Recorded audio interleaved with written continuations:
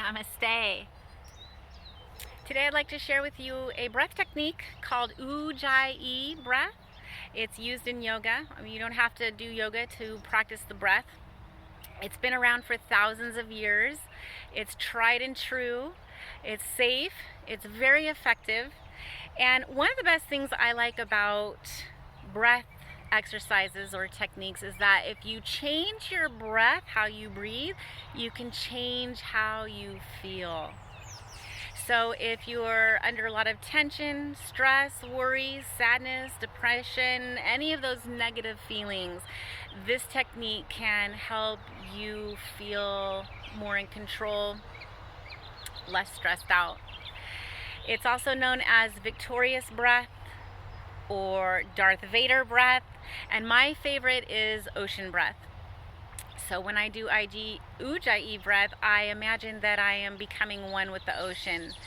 The ocean tide is so strong and powerful. This technique uses your diaphragm, and your diaphragm attaches to the lumbar spine, the 11th and 12th rib, and the xiphoid process, the little bone, the little sharp bone right here. It is like a bellow, like you're pumping a bellow into the fire, or an accordion, although it's this way. So when you inhale, the diaphragm comes out from under your ribs and opens up here. And on the exhale, it squeezes back up underneath the rib cage. And it's important to understand how that works when you're breathing. Also, when you breathe diaphragmically and your diaphragm comes down, your belly will come out to fill the belly with the oxygen. On the exhale, your belly button comes back and the diaphragm tucks back under. So in yoga, that helps us when we're expanding and getting bigger and taller.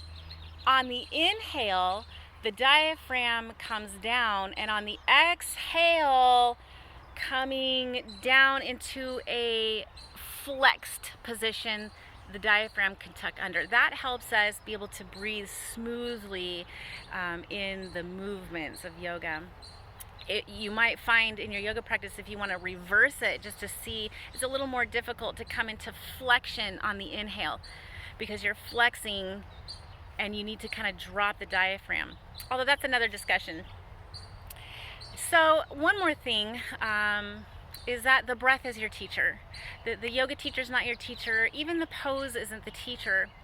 It's the actual bringing in of the oxygen, the prana, the getting in tune with the breath.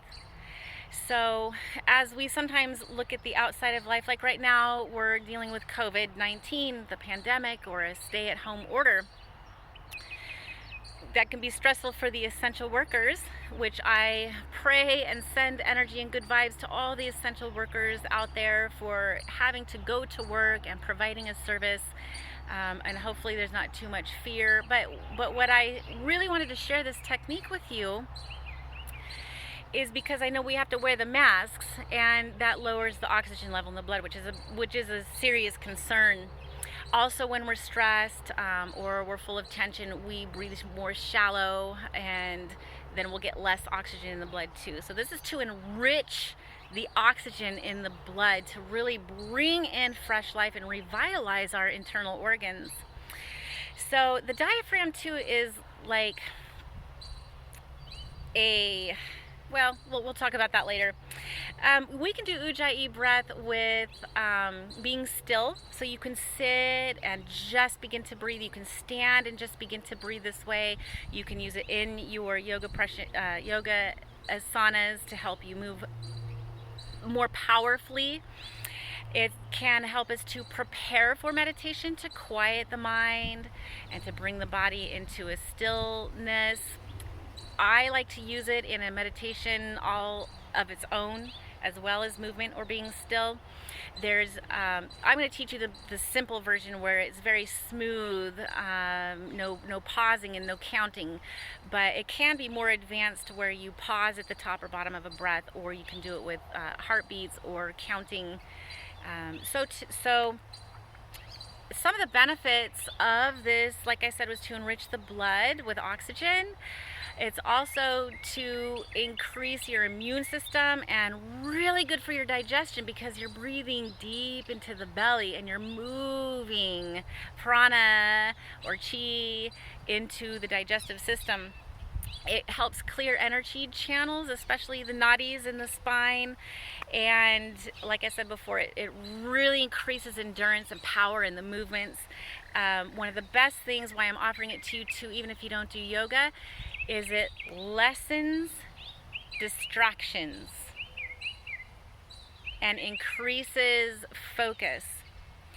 So, you know, we have a lot going on in the world, no matter where you are, no matter what time or era we're in. That's why it stood the test of time, because it will help us center. So one of the first things I want you to do before we actually go into it is relax. Sometimes we get really nervous about an exercise, especially a breathing exercise, because we don't really know how to do it, or we're inexperienced, or it takes effort to focus. But the body can get stressed out even thinking about meditation. So let's just take a moment and relax.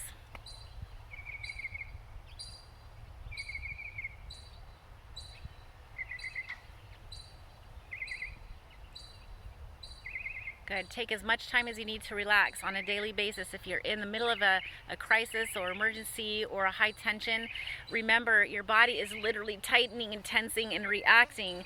So just taking, even if it's just a second, like, oh, I need to just take a second to decompress.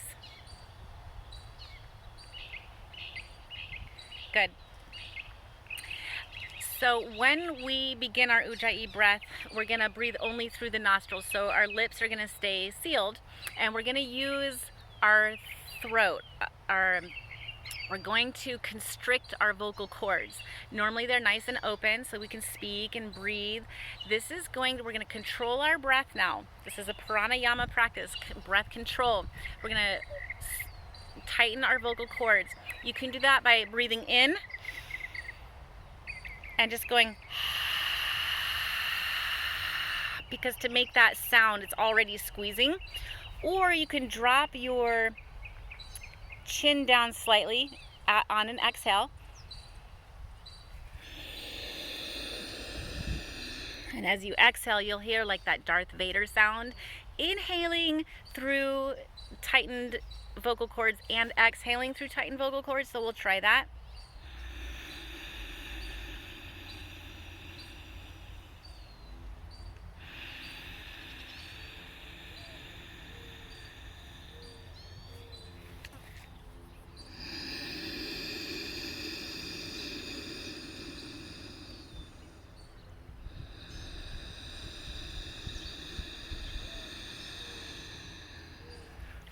As you do that 1 or 2 times, you might even hear that Darth Vader sound they're talking about, or the ocean. Or you might even feel stronger and more powerful by doing that. So as we do it, I'd like you to see if you're holding on to your breath at any point. Some people like to hold their breath and not release for an exhale for a while, or vice versa. When we get stressed, sometimes we are not breathing at all. So I'd like you to see with the next breath how, if you want to breathe in, if you want to breathe out, just see how it feels to you with that. So let's try it again.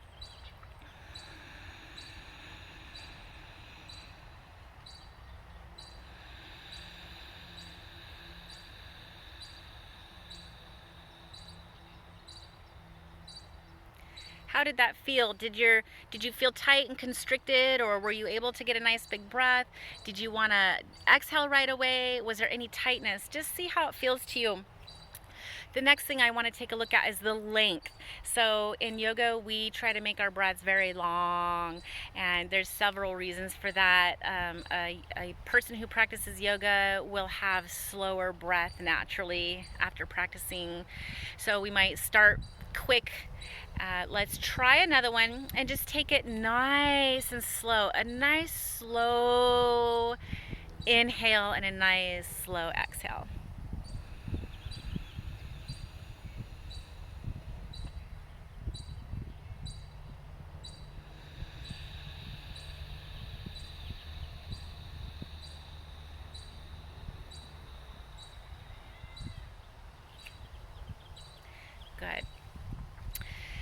So slowing the breath down also helps the autonomic, the nervous system and digestion and things like that. And really you're going to feel just one breath is going to make you feel better. So in a tight situation, if you have just a second, just do one breath and it'll really help your body.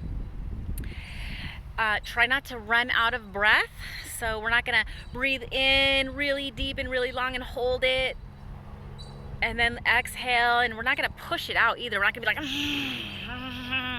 and hold it. It's going to have a nice flow like the ocean where the waves come out and in. I like to think of it as when I'm inhaling, my ocean is reaching all the way out to the ends of the ocean, to every shore in the world. It's touching every shore of the world. And on the exhale, I'm bringing the water back in deep into the deepest, most center place of the waters.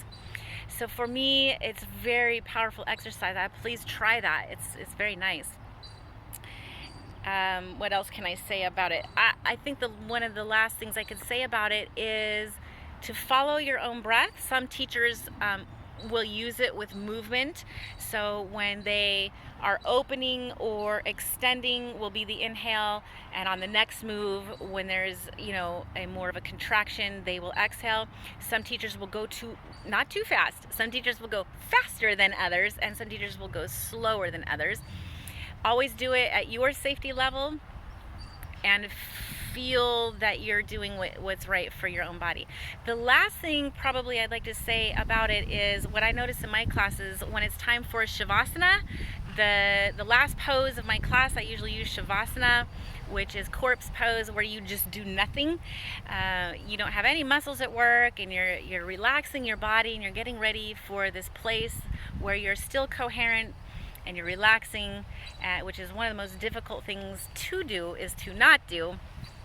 But what I notice is a lot of my students keep the Ujjayi breath during the Shavasana. I always encourage them before. It's hard to let go of. Once you're in the Ujjayi breath, you kind of don't want to let it go. So my last thought was to let it go. Let the practice go. You don't have to be in Ujjayi breath all day long. You don't need it all day long. So we'll practice a couple together with our arms, and so with a little bit of movement, and then we will let the Ujjayi practice go. So bring your hands to your side, let your feet be about hip distance apart, tuck your tailbone slightly, come tall through the spine, your chin is level with the earth, and we'll inhale with the Ujjayi breath.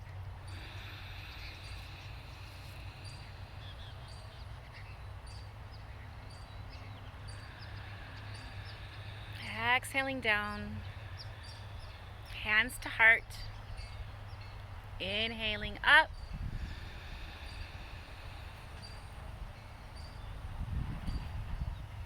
exhale down,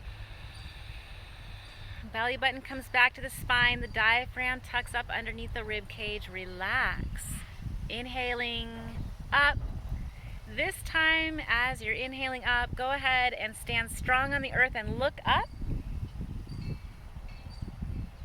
And when your body wants to let go of the breath, exhale the arms down nice and slow to the heart. With an inhale up, slowing the breath down.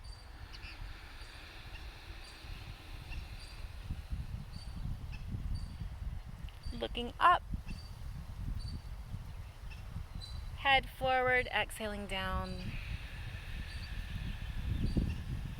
To heart. Again, if I'm going a little too fast or slow for you, you can adjust it, modify it for yourself. Looking up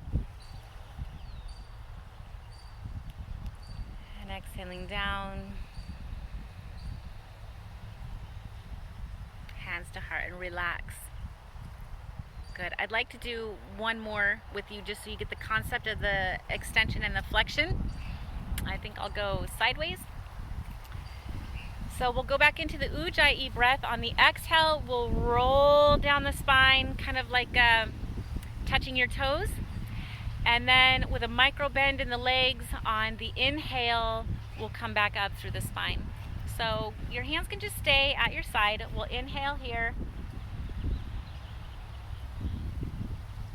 On the exhale, start with your chin and just roll down one vertebra at a time, continuing to exhale slowly. On your inhale, come up through the spine. Hands up, looking up. And exhale, hands to your heart. We'll do one more facing each other. Inhaling up. Hands to heart with an exhale, chin to chest, roll down. Drop your hands to the floor. Inhale up through the spine. Raise those arms up, looking up. Exhale, hands to heart. Does that make sense? Great. Well, I hope you enjoyed the Ujjayi breath. There's more to it. Hopefully you'll find a connection with your breath and being able to get that blood into the body and to quiet the mind a little bit. Great. Stay focused and determined on your goals. Really, be victorious. Feel the power. You deserve it. Again, namaste.